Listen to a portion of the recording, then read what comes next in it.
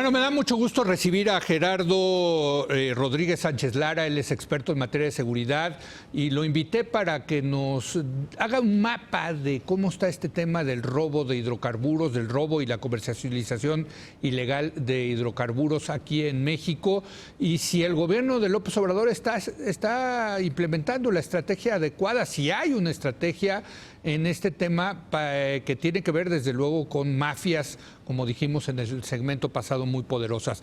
Gerardo, ¿cómo estás? Muchas gracias por la invitación, Leo. Primero que nada, a ver, ¿qué es esto del huachicoleo? Explícale a la gente, porque yo creo que la gente ni siquiera tiene claro de qué se trata esto. Ok, digamos mejor robo de combustibles, porque Sí. el huachicoleo es solamente una forma, es la extracción de ductos, es chupar literalmente un líquido de un tubo. Entonces, o los poliductos. Por los poliductos de Pemex pasan diferentes tipos de combustibles, diésel, gasolina, turbocina, etcétera. Entonces, el tema de robo de combustibles, hay diferentes modalidades delictivas. Robo y venta posterior, ¿no? Ese es el, digamos. Robo, crimen, fraude de combustibles, es toda esta cadena. Entonces, hay efectivamente, como lo han sacado diferentes investigaciones, chupar a los ductos de Pemex que pasan por todo este país. Entonces, eso es lo que llamamos el huachicoleo.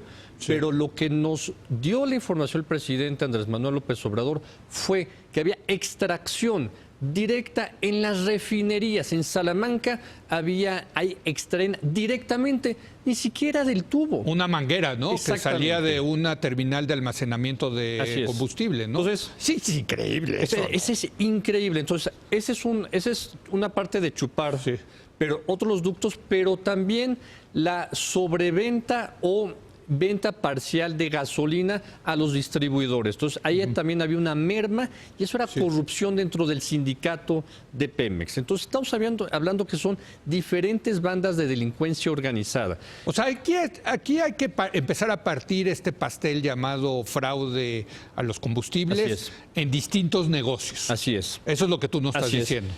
Y los distintos negocios tienen distintos actores, digamos, involucrados. En todas las ramas de gobierno. En Pemex, en el sindicato de Pemex, pero también en gobiernos municipales, gobiernos estatales. ¿Qué pasó también? A partir del 2007 se dispara el robo de combustible tipo huachicol a través de los ductos en 5 estados principalmente: Tamaulipas, Veracruz, Puebla, Estado de México y Jalisco. Estados en donde no hay producción petrolera.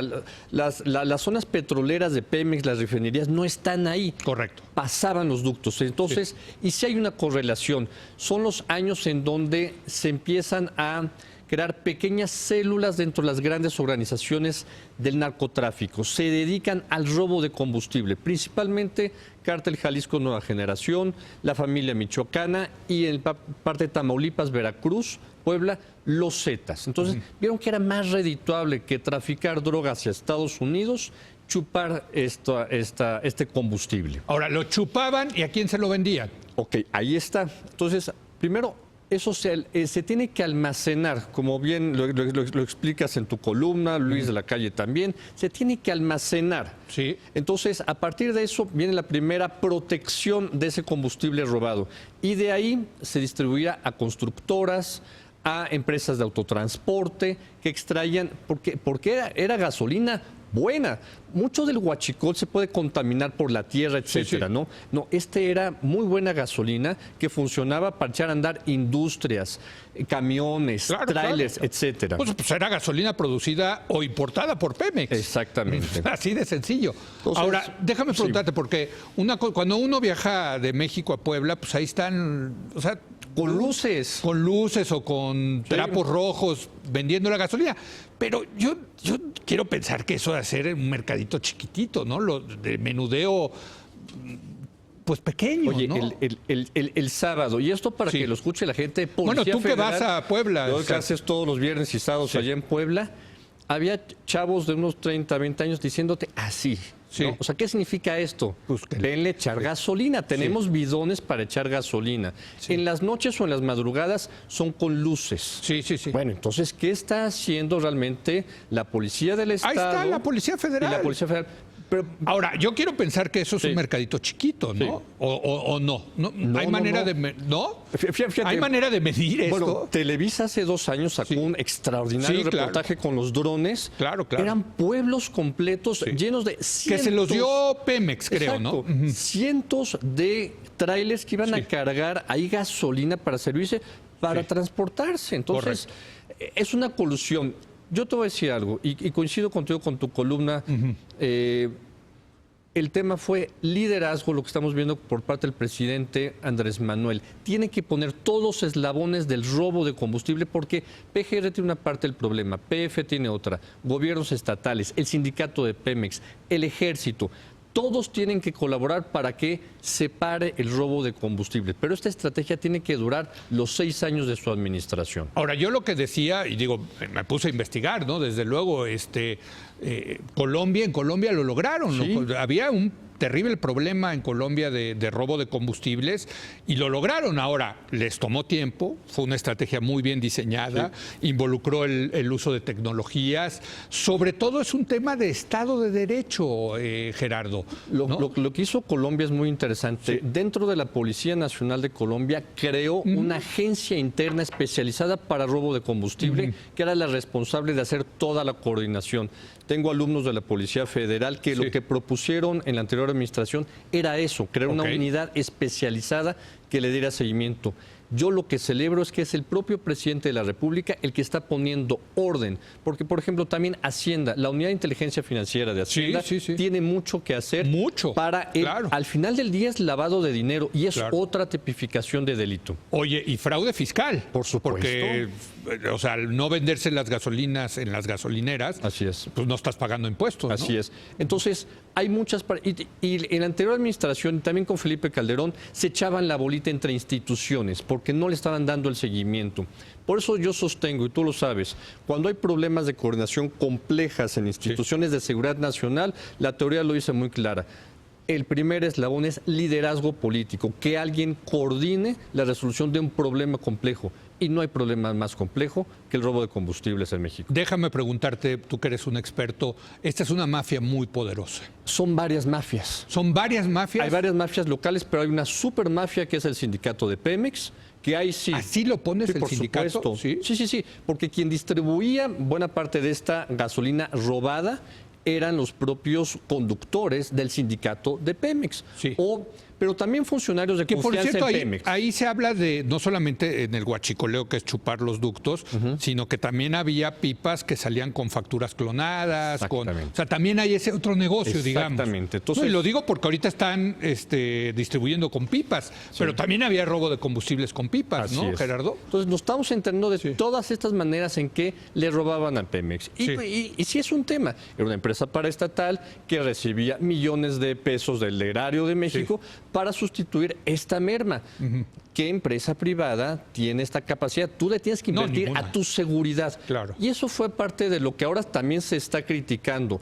¿Qué se hicieron con los casi 2.500 millones de pesos que fue al área de seguridad de Pemex para evitar esto? Se generaron muy buenos documentos de inteligencia, algunos los conozco muchas consultorías que hicieron análisis de delincuencia organizada, pero ¿qué se hizo realmente para evitar el fraude? Entonces, ahí exdirectores de Pemex, exconsejeros, le tenían miedo al sindicato porque era este fantasma de la crisis que podía generar en la economía parar el suministro de combustible. Claro que lo estamos viendo ahorita, pero es una situación de seguridad nacional y como tal me parece correcto. Tarde la estrategia de comunicación de decir que aquí sí tienen que apoyar empresas, ciudadanos a que se pueda regularizar. El beneficio económico de largo plazo para el país es mucho mayor a esta pequeña situación probable de emergencia económica que se está viviendo, sobre todo en el Bajío. Déjame preguntarte por el general Trawitz, que era el encargado precisamente de esta unidad de seguridad encargada de combatir el huachicoleo. El propio presidente López Obrador lo ha mencionado como posible objeto de una investigación. ¿Qué sabes al respecto?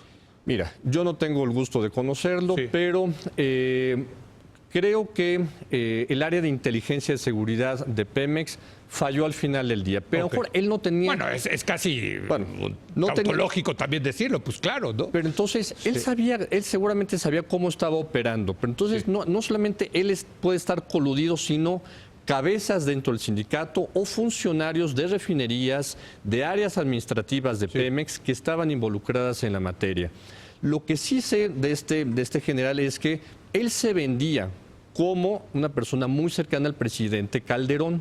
Perdón, al presidente Peña Nieto. Porque estuvo con él en el Estado de México. Correcto, así es. Entonces, no lo sé si él jugó esta carta política de cercanía con el presidente para que no lo tocaran. Sí. Eso es una suposición que hago ahorita. Ahora, a ver, en última instancia, y ya para terminar con este análisis, Gerardo, estamos frente a muchas mafias, varias de ellas quiero pensar muy poderosas, otras pues más, digamos, vulnerables.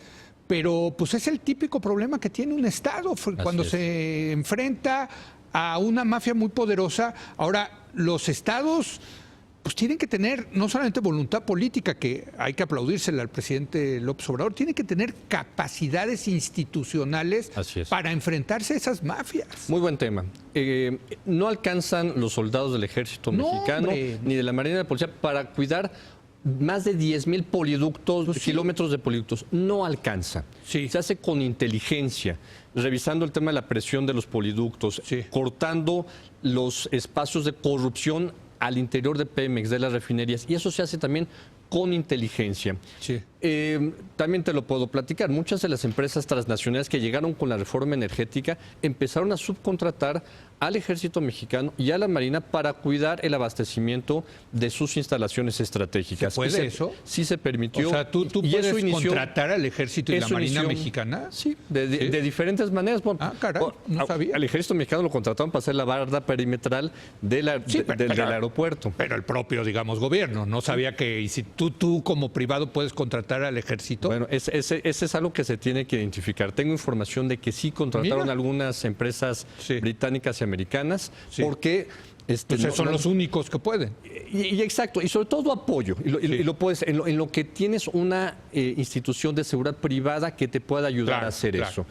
Entonces no alcanza. Entonces todos los eslabones del Estado mexicano tienen que acotar la impunidad dentro del robo de combustible. Es que es un tema de impunidad. Y sí tiene que haber castigos. Aquí no puede haber el presidente López Obrador dando perdón a los criminales que han saqueado este país en tema de robo de combustible. Bueno, porque incluso yo te diría, López Obrador dijo perdón hasta el 1 de diciembre.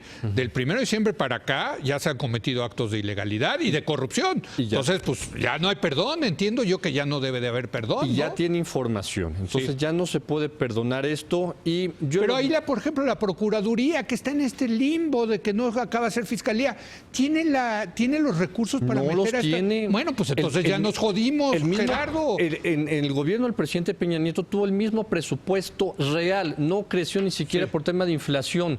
Están colapsadas las policías ministeriales federales. Entonces, la Agencia de Investigación Criminal es muy chiquita, es muy profesional, pero es muy chiquita para este tema pero también. Entonces no los vas a poder meter a la cárcel. Mira, o sea, a lo mejor los agarras, pero sus abogados los van a sacar a la calle. Un alumno de la Policía Federal me dijo, nos mandaron a un grupo de 3 a hacer un operativo contra el huachicol hace 3 años. Metieron a la cárcel a uno de estos chicos, el chico salió de la cárcel y mató a uno de estos 3 policías federales, porque se enteró quién era. Sí. Bueno. En fin, pues yo creo que hay que apoyar al gobierno, desde luego, en esto. Yo no tengo dudas al respecto, pero apoyar al gobierno también es ser crítico del gobierno si se ve que las cosas se hacen de manera improvisada o de manera ineficaz, ¿no? Y el éxito para una gestión de crisis de comunicación en seguridad nacional es dar todos los días información técnica, estadística, para que la situación no entremos en pánico. Sí, ¿no? Así es. Gracias, Gerardo. Gracias. Gracias a Gerardo Rodríguez Sánchez Lara. Vamos a una breve pausa. Viene Mauricio Mechulam, nuestro experto en materia internacional, a hablar de esta nueva crisis de Donald Trump. Bueno, ya es crisis permanente con este señor. Regresamos en un momento más.